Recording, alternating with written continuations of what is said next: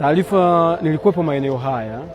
Baada ya kusikia yowe ilibidi nisogee eneo hili, na niliposogea nilikuta watu wamejaa na kusema kwamba kuna watoto watatu wametumbukia kwenye swimming pool.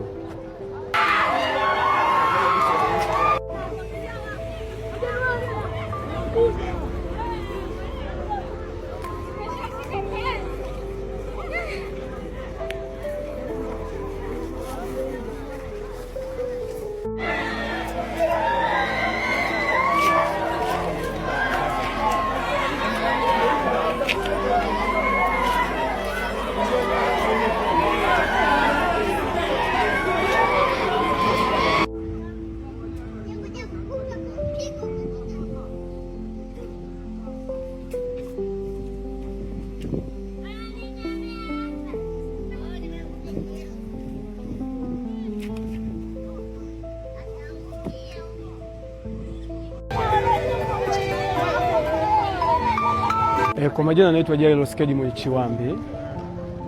Ndio, ni mkazi wa Swaswa halisi. Ndio. Taarifa za tukio ulizipataje? Taarifa, nilikuwepo maeneo haya. Baada ya kusikia yowe ilibidi nisogee eneo hili, na niliposogea nilikuta watu wamejaa na kusema kwamba kuna watoto watatu wametumbukia kwenye swimming pool. Alikweli nikaenda kuchungulia kwenye swimming pool nikawakuta hao watoto watatu wametumbukia kwenye swimming pool, ila sikuweza kupata taarifa zaidi sana juu ya hilo. Hicho ndicho nilichoona. Hao watoto wanakadiriwa kuwa na umri gani? Hao watoto ni hawajavuka miaka mitano. Hawajavuka miaka mitano. Wa kike wawili, wa kiume mmoja. Jinsi tulivyokuta mazingira, yaani wawili wako chini kabisa ya maji, wamezama kabisa. Mmoja ndio yuko juu anaelea.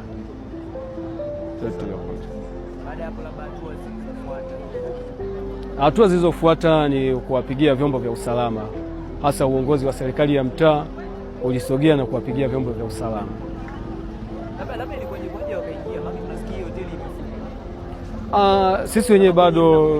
Sisi wenyewe bado hatuna jibu kamili wameingiaje, kwa sababu sisi tumepata taarifa tu kuna watoto wametumbukia kwenye swimming pool baada ya hizo kelele.